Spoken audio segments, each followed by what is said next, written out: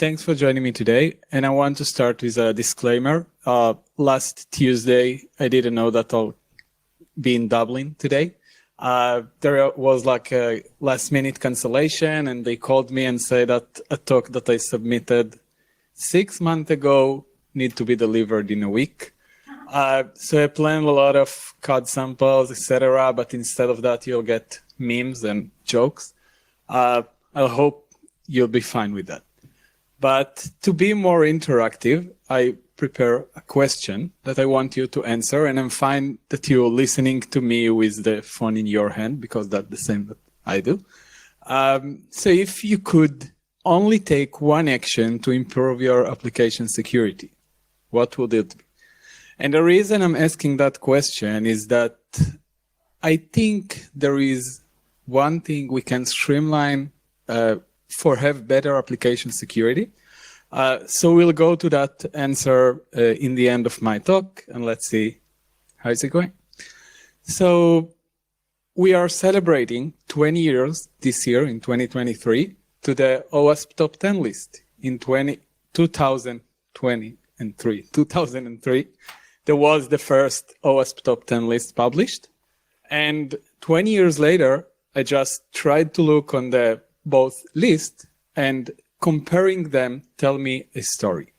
And the story is about how our application shifted over the years, or for the last 20 years, from the difference between the lists. So if we look at 2003, we can see buffer overflow and error handling and a denial of service that was on the list. The reason they are not there anymore, because we externalized services that was part of our application that now run as a service. We are not afraid of denial of service because we are using CDN and like web application firewall. We are not afraid of buffer overflow because we are auto-scaling. We are running on container instead of machines. And if I look at 2023, I can see that new items comes in secure design and security misconfiguration, but that's related to environments. So we are externalizing environments or taking them to the code. And also if we look, for example, in 2003, we have 3 items that were related to things that today is only one thing on the list. So today we have injection, but back then we have 3 items on the list for injection. What changed? Again, we are externalizing services, but we want them to be declared inside our code, right?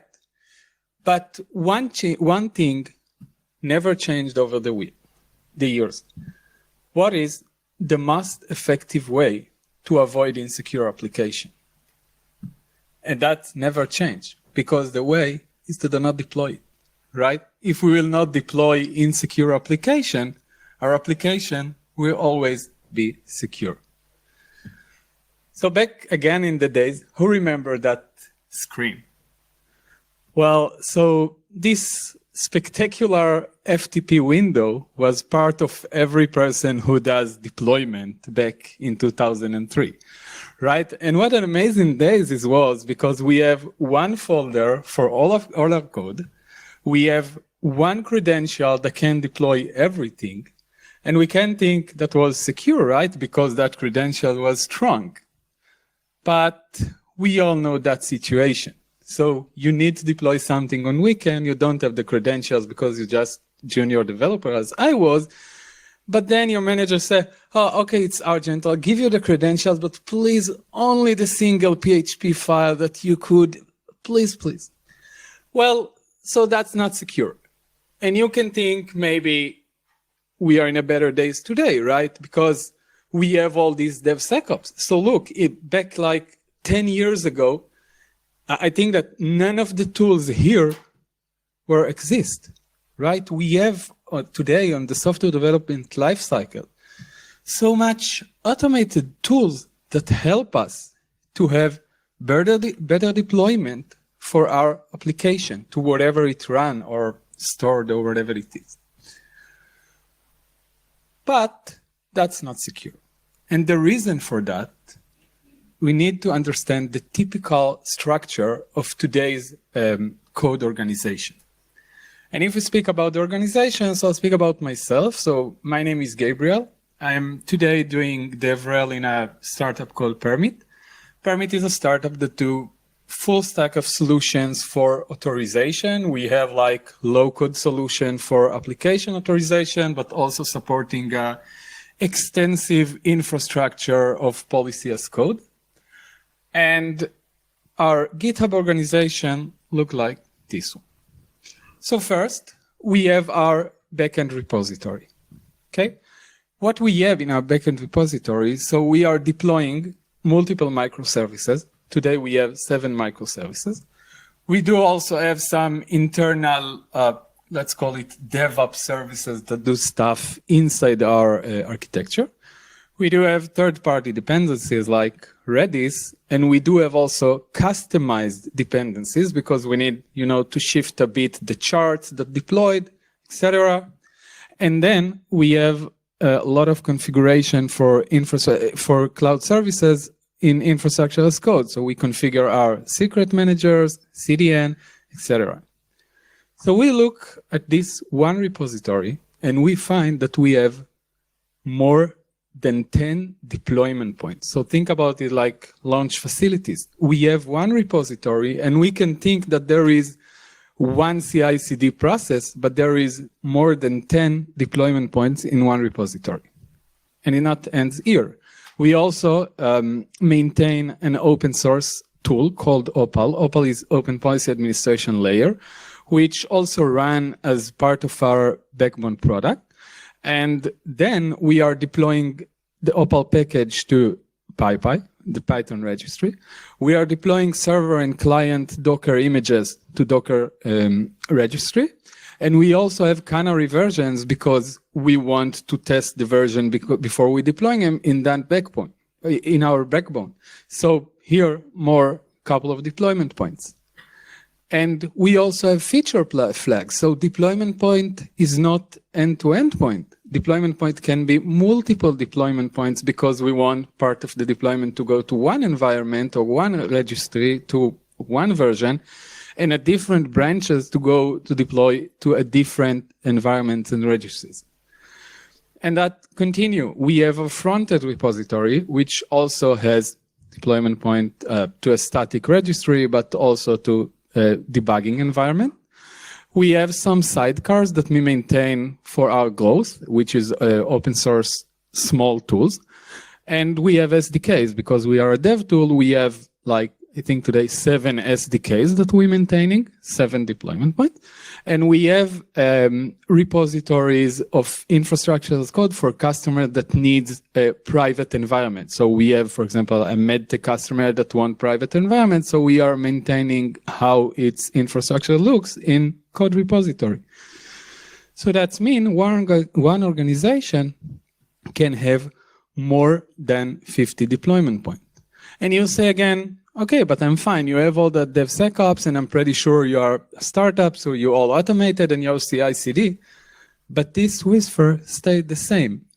Some developer on the weekend get a bug from a customer, and then he say, okay, I'll look at the CI/CD infrastructure and see how could I deploy myself the NPM package, and I know that I have read permission to AWS. I just grab the secret and deploy a private package from my local laptop. So we are 20 years after, and we want that a world full of DevSecOps will look like this, but it's not. And the answer of how could we streamline our CI/CD deployment, I'll call it launch facility because I like rockets. So the answer for that could be complex, not this one. New word came in called GitOps. Now, there is no easy way to explain what GitOps is. Okay, but I like challenges. So I said the goal of GitOps is to streamline all our deployment processes. That's a right word, processes, right? Yeah, into a place where we can get always one point of truth to what we are deploying. to what happened in production or whatever environment is that. Okay? Instead of having many pipelines, CI/CD, you know that picture? That's from One Vision. So they have like the mic, which is GitOps. So instead of having many pipelines and CI/CD processes, etc., we want to have a way to archive one point that we can be sure we'll always know what is in production. And again, whatever we call production. And the good news, you're already halfway there. And the reason for that is because you have already some automated CI/CD tools. You already done some kind of actions that automate the way to production. So what we left is actually to have a better way to streamline it. So instead of developers that say, we pushed the change to production, the key to streamline is to say, we pulled the change to production.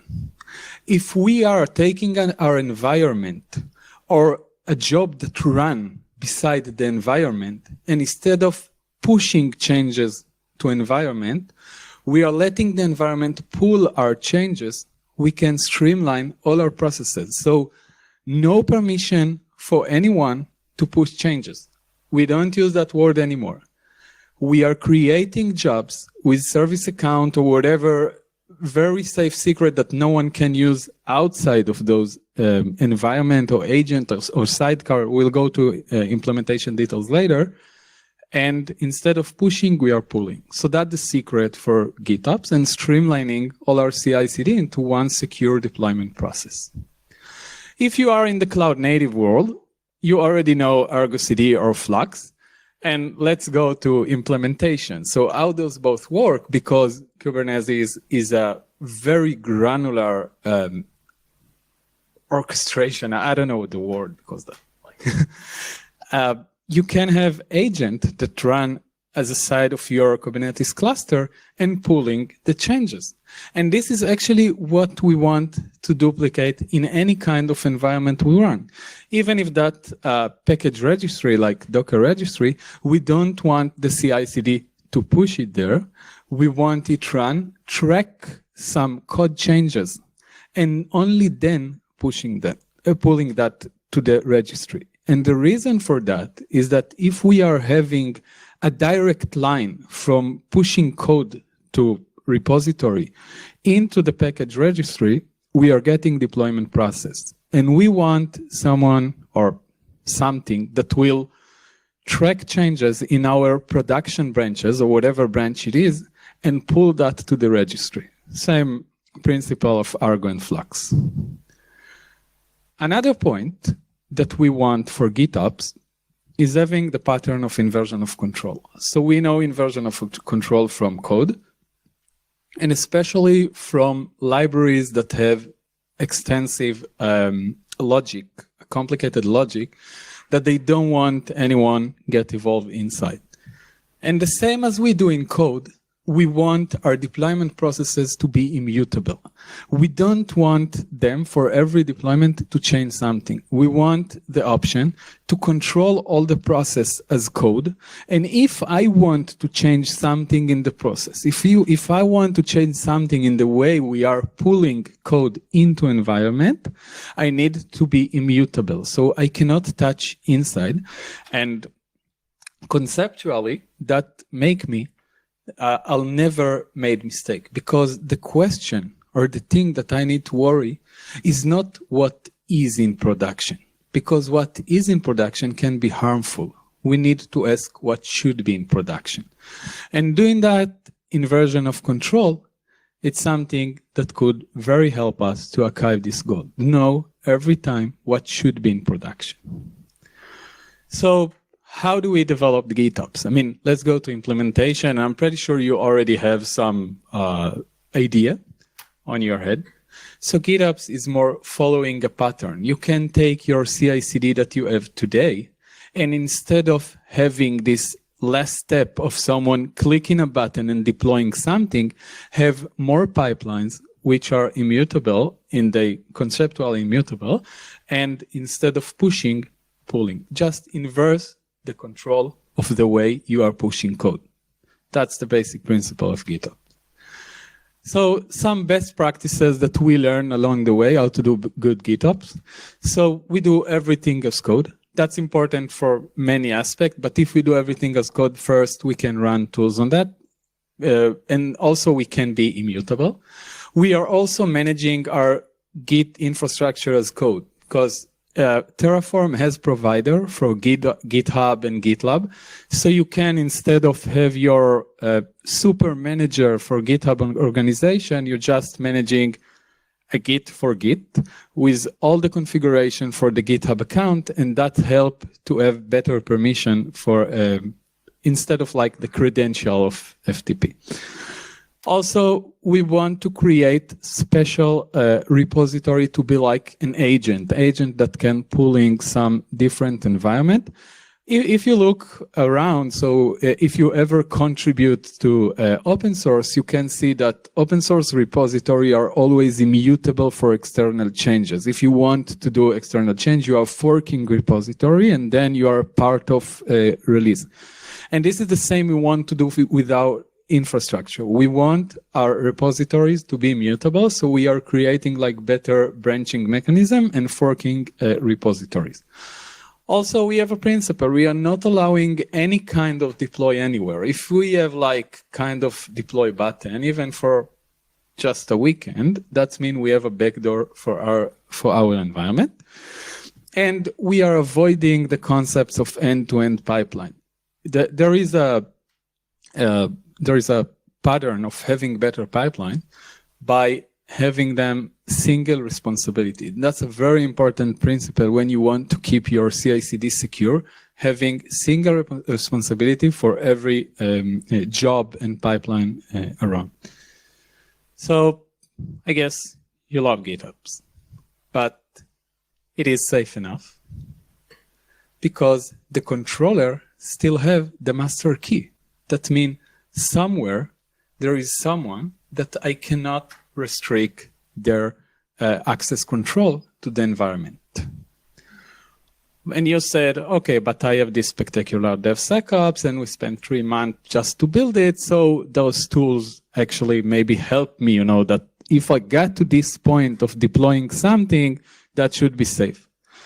So that's true, but there is a problem in that model. So first, your developer is angry. And I know because I'm a developer, if my lunch late in 30 minutes, I'm angry. If my code deployment late in 5 minutes, I'm even angrier than that. So that's the first problem. The second is efficiency, because the GitOps is chaining pipeline, and you can potentially run and again the same tools that you already run in the first PR, because you are keeping your pipelines separate, right? You're keeping them single source in single responsibility. So you're running them again and again. And not only that, because we have many types of deployment for every deployment point, I do have redundancy checks. So for example, I do have environment in the US, an environment in Europe, and then in Europe, I need some checks from GDPR, but in the US, I can send emails to people every day, and I don't need those checks, right? So I do have a lot of redundancy checks just because either redundancy checks, either redundancy deployments, right? Because that's always balancing between them. So what I need to do to add to GitOps to have better access control is having like a permission model. And now that I have that extensive CI/CD infrastructure, I want to start to act as my code is application itself. And the same, like I have a permission model like simple RBAC in my application, I would like to have it inside my CI/CD infrastructure. And that's time for policy engines. So what is policy engines? That's also something that came popular lately, again, because the cloud native and people want software that can run everywhere and whatever cloud it is, whatever cluster it is. And if we want to build efficient software that run everywhere, we need some side services that be granular to all those kind of software. And this is where policy engines came into the picture, because we do have, for example, one application for the back office and one application for whatever front end, and we do have like infrastructure that we may have even customer that do, deploy a complete environment themselves behind the scene. We need a good policy engine that will get a decision. We need one ring to rule them all, to get any data and get any decision based on that. And there is two types for policy engine. The first one is called Google Zanzibar, which is kind of protocol based on a GraphDB that sits everywhere you want to put that. And we don't like it for GitOps because it should have state. I mean, Google Zanzibar in some manner is not a stateless engine. And we have the policy as code with the most famous one, Open Policy Agent. So what is Open Policy Agent? I don't know to explain what is Open Policy Agent. Either my company is based on Open Policy Agent, but I know what is the important part of Open Policy Agent. So the first one we can see in the left side, which is agent that get decisions and you can run everywhere. In the world of policy, it's called policy decision points, right? I want agent that I can put, like, it can be a sidecar, a container sidecar, it can be piece of software, it can be binary, but I want that everywhere I'll put this policy decision point, PDP in the jargon of policy players. The PDP, wherever I put that, it will get the right decision. The second one is the way to configure the policy agents. And this is where the policy as code came. So here on the right side, and we go back to that later, we see a new language called, not new anymore, called Rigo, and that helps us to configure the rules for policy. And remember, the way to keep everything streamlined is to do everything as code. And this is actually what we have here. We need these engines work great because we can streamline together our CI/CD, the way we are deploying environment, the way we are deploying packages, whatever it is, we can streamline it together with the code that do policy. So we have like policy rules. We, for example, have one repository that include many queries to understand the permission we want to give for every deployment process. And then we streamline together the way we deploy and who can deploy. And we also have agent everywhere on the CI/CD. Okay, so we have agent on our pipelines. We have agent on our Argo. So agents that running besides Argo and helping them getting decisions. So agents are everywhere. So, and a simple deployment works this way. So we have our queries that we can get decision on Open Policy Agent based on the data that came from the CI/CD. And we are writing queries, and it's not that easy to write queries. You can go to, there is a Rigo playground. You can go in the intro, just search for Rigo playground. And here we'll go better to that later, but we see we have input, which is the current request. We have data, which is the whole state request, and we have the output. So what we want to archive is actually getting the option to get decision based on what we have on the PR or whatever entity now trying to be pulled in production. And how do we design this permission model? So that's not hard. The same RBAC as we have in our application. So the question when you are designing a permission model is those allowed to perform on, which is role, action, and resource. And the same we do on application, we can do also on CI/CD.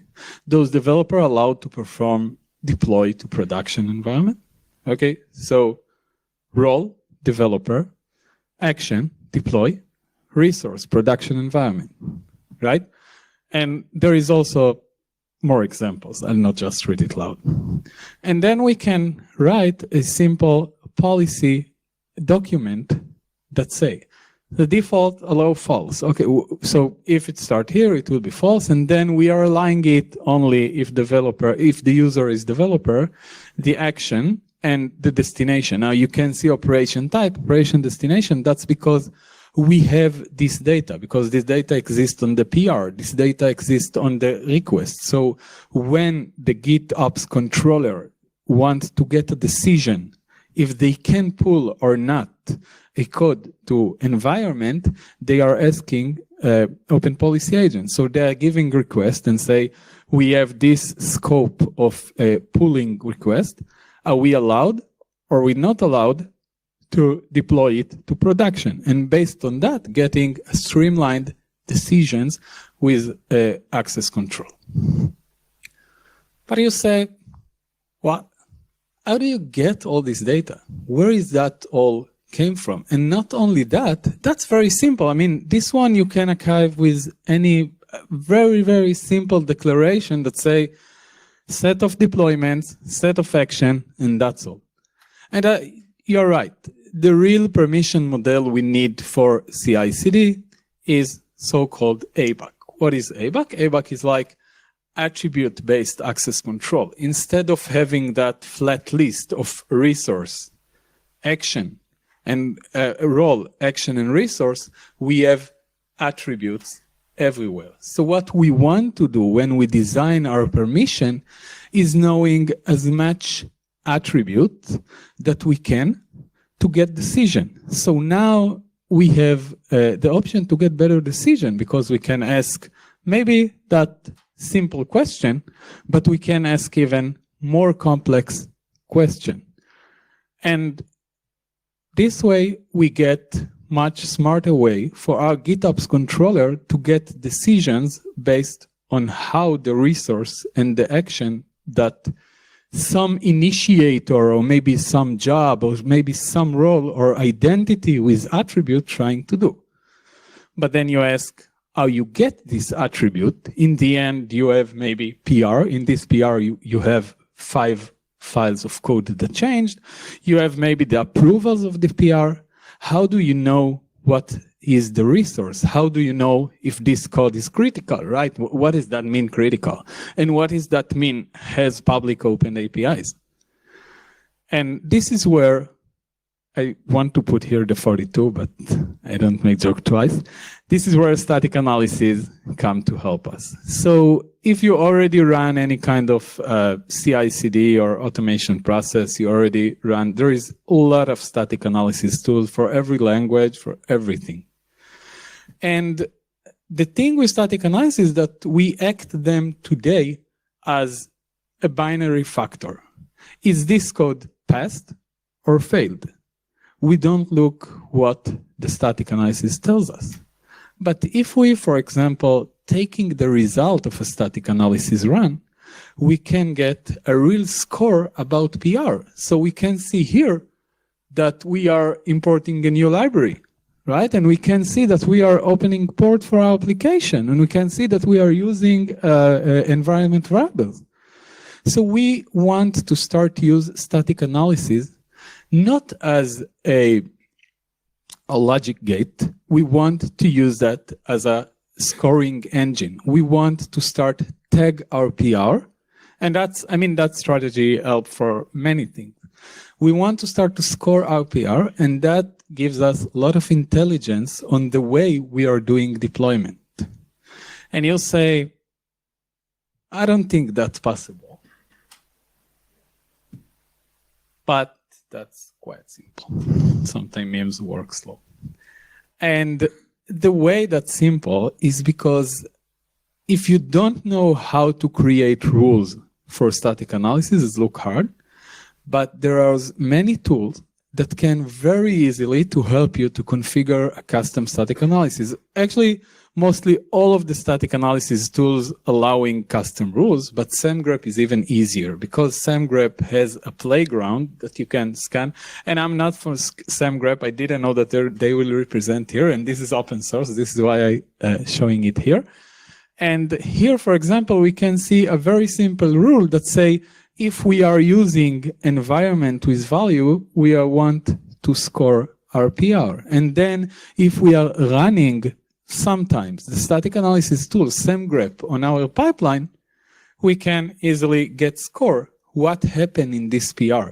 So this is a key for having better decisions on our PR. Start scoring them and tagging them and having our CI/CD and our automatic deployment more intelligence on what happened on the resources we are trying to pull in production.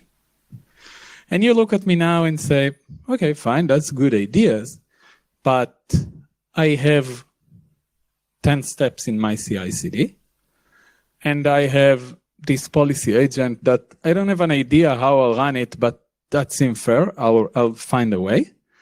And I have the GitOps controller. How do I connect all that dots? I mean, there's a lot of data that I spoke about here, but there is no easy way to connect all that. And the way to solve that is an open source tool, and we get back to my beloved open source tool, Opal, Open Policy Administration Layer. So in short, what Opal do in the real world, in a world of application, so we have the Open Policy Agent that usually run as a sidecar, but Open Policy Agent is actually stateless. And also it should be very fast. So what Opal does, it's using a server-client architecture to have better data and management for Open Policy Agent. So you are running somewhere Open Policy Opal server, which has data fetcher and also GitOps capabilities to pull policy and data from Git, but also can fetch data. The Opal client can fetch data, and this data can come from many sources. So here we can see, for example, things that are relevant to application like Salesforce or Stripe, but this data can also come from GitHub or from the GitHub Actions where we run our automatic processes. It can come also from Circle CI if we are running our CI/CD there, and we can have many data fetchers. So if we are taking Opal and instead of running it alone, we are running it inside Opal architecture, we are getting better way to fetch and manage data, and that also has some smart caching algorithm to see that we are having the reliable data for every time we are trying to get policy decisions. And in this way, we are getting a full cycle of GitOps. We have the controllers on the right side, and we have OPA in the left side that help us to get decision, and we have Opal in the middle that help us to do a better GitOps. So thanks for that. And I know that was a lot of things to learn. And sorry that I didn't get a chance to show some more code that work and to upload some demo to GitHub. And I also know that you are waiting for answers, right? So I'm not sure who already, sorry. That's me. Let's see if we got any Twitter answers. Oh, only one. Fine. Your end-of-life version, killing supply chain. It's always the supply chain. Again, if you don't want insecure application, do not deploy insecure application. Yeah. Okay. So that's all for today. If you have any questions at the time. Yeah. The Twitter thing. I have two questions. Sorry, sure. Can you hear me? Yes. So number one, why Rego? Like what? Why that? Why nothing normal or something that I've heard of? Right.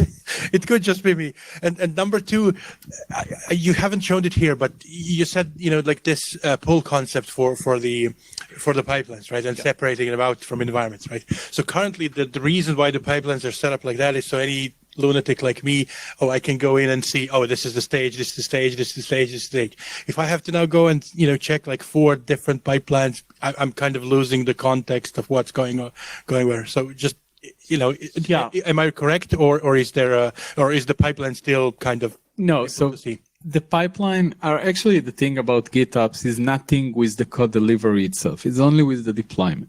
Okay, it's not the integration side, it's the deployment side.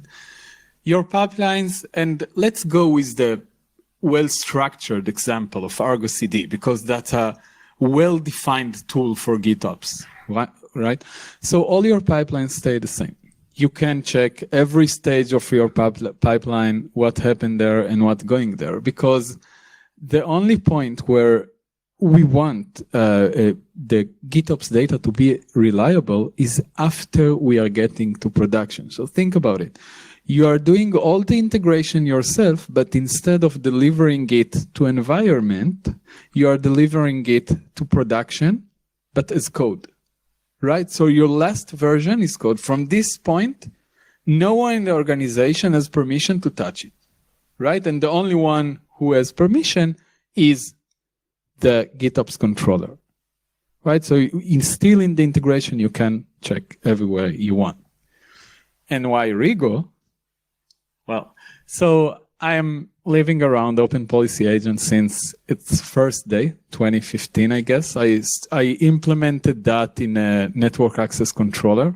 So I can't say that I love OPA, but back in the days, that was a kind of solution that bring so bright approach to something, to a problem that was stuck 30 years. So I think, maybe I'm not objective. I think from policy as code perspective, that's the best way to do policy. And the reason why I want the policy to be as code is just to keep the same immutable principle as the same as other GitOps. So the same I want to declare my environment as code, the same I want to declare my infrastructure as code, I want to declare my permission as code. Does that answer? Yeah, and Rigo, that's a good language. Go learn that. Cool. Anything else? Cool. Thank you. Oh, sorry. So, and the question on the pull versus push, right? So it's all very interesting for us in the AppSec industry, because we all support the push pipeline, right? And it's pipeline which has stages, and obviously for us, one of the stages would be run static analysis, run dust, run all the security to find secrets in the code. If all this is clean, then only then pipeline allows to continue to get to deployment. And God forbid any of these steps fail, we build the pipeline and say, we're AppSec, okay, all right, there's a security gateway, you're not going to production.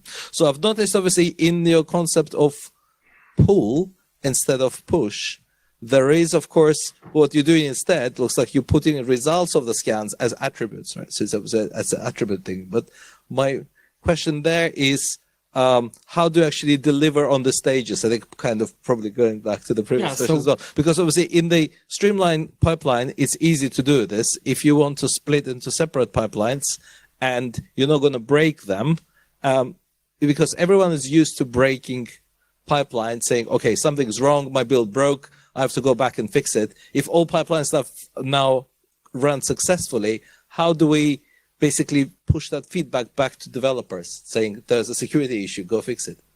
Well, so let me ask you a question. And I was in the field of DevSecOps. What happened if your developer runs SAST tool and he got something that looked weird, but he don't understand how to fix that?